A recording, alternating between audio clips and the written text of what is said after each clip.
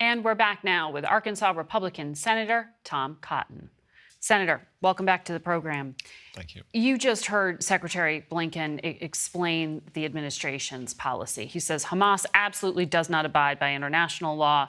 Israel is inconsistent with international humanitarian law, but he stopped short of saying they're violating weapons sharing agreements. Does this make sense to you? No, it doesn't make any sense at all, Margaret. It sounded like a bunch of Weasley, mealy-mouth politics. He said it's reasonable to assess. He said that like 3 or 4 times. It's like he was coached to say that as if it was some magic talisman to help them walk the political line they want between the pro-Hamas wing of their party and the vast pro-Israel majority of the American people. The report that they put out Friday night after news deadlines passed was very clear. There is no evidence that Israel is violating international law. All civilian casualties in Gaza are solely the responsibility of Hamas. In fact, Israel is probably doing more than any military in history to avoid civilian casualties. Well, actually, it says the U.S. intelligence community notes security forces in Israel have inflicted harm on civilians in military or security operations, potentially using U.S.-provided equipment. U.S. assesses Israel could do more to avoid civilian harm. So it doesn't say they're not doing it. It says they can't, for some reason, come to a clear conclusion. No, Secretary Blinken's own report says there's no evidence, that they can't reach that conclusion. Ben Cardin, the senior Democrat on the Senate Foreign Relations Committee, agrees that the report says there is no evidence. In fact, he also says that Joe Biden was wrong to impose this de facto arms embargo on Israel. Again, Israel is doing more than any military in history, in all likelihood, to prevent civilian casualties. If Hamas did not hide behind and under civilians, there would not be civilian casualties. For that matter, if Hamas simply surrendered and turned over all these hostages, there would be no more civilian suffering in Gaza. Which is what President Biden says as well. But I mean, I know you're a lawyer. You went to Harvard Law. You were an Army officer. You deployed to Iraq. You deployed to Afghanistan. It has to trouble you when the Israeli prime minister says himself that they killed more civilians than terrorists. Thousands more civilians than terrorists. It troubles me deeply that Hamas is using those civilians as human shields because that is their strategy. Remember, so Margaret, should U.S. But to that point, though, because the United States provides billions of dollars in weapons to Israel, should it have a say in how those weapons are used? Because the needle Blinken seemed to be trying to thread here was to say it was very specifically tailored in terms of withholding these large bombs, the 3,500 bombs. Well, the reason Israel needs these larger bombs is because Hamas has buried tunnels where they're holding hostages and where its leaders are holed up deeply underground. They're also potentially delaying the kits that allow these so-called dumb bombs to become smart precision bombs. The JDAM kits that they're reviewing. And apparently, based on reports this morning, the administration even says they're withholding intelligence about the location of senior Hamas leaders and therefore hostages, to include potentially American hostages,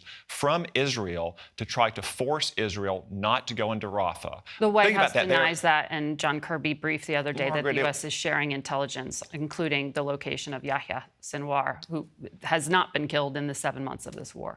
It was in the Washington Post with 4 officials familiar with it. The Washington Post is like the message board for this administration and the Democratic Party. You believe that the intelligence community is withholding information from the Israeli military? I believe that Joe Biden is willing to do that. I mean, he's imposed. Do you have any evidence? He's imposed a de facto arms embargo on Israel and sanctions on Israelis. They're sending weapons this weekend. It's not an arms embargo. He just said last week that he's not going to send offensive weapons. We have no idea what he's going to withhold.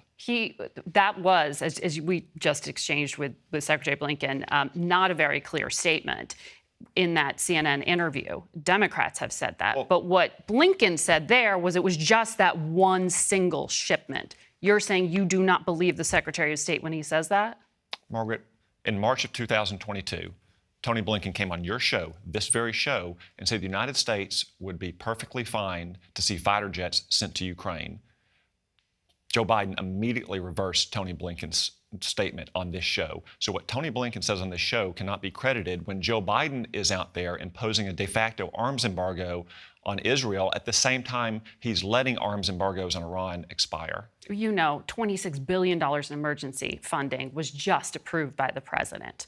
And there is not an arms embargo on Israel, and there is not a block on intelligence sharing with Israel. You know that.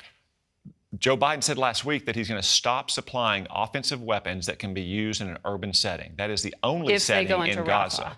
Rafah. That is the only setting in Gaza. And they have to go into Rafah.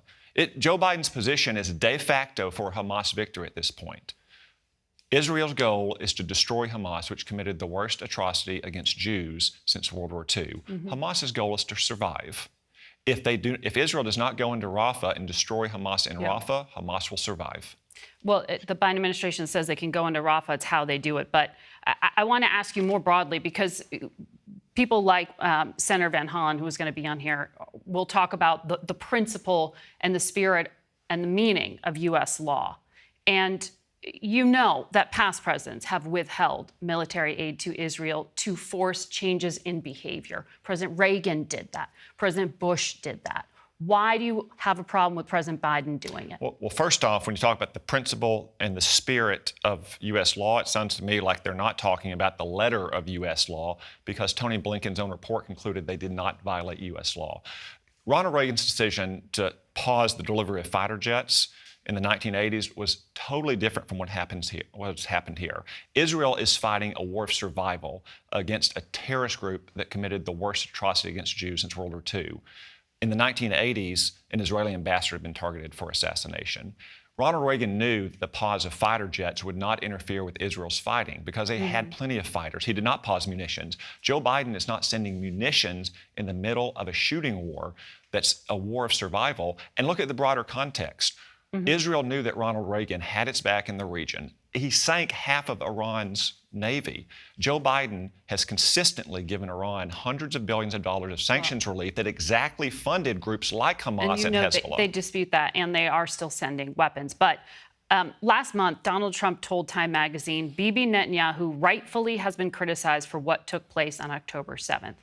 Do you agree with that assessment? Are you comfortable with any criticism of the prime minister? Look, I think Prime Minister Netanyahu and other senior Israeli leaders have acknowledged they have responsibility for the failures on October 7th. And they've said, as is the Israeli custom, when this war is over, there'll probably be a commission of inquiry to figure out exactly what went wrong to ensure it doesn't happen again. But President Trump said just last night that he would absolutely provide Israel with the weapons they need to finish the job. This would have never happened on President Trump's watch. It didn't happen on his watch. Well, and if he were president, this war would have probably already been over with much less civilian suffering in Gaza, because he would have backed Israel to the hilt from the beginning. Well, that's a debate on counterfactuals for another day, Senator, but it's good to have you here in person. Thank you for your time.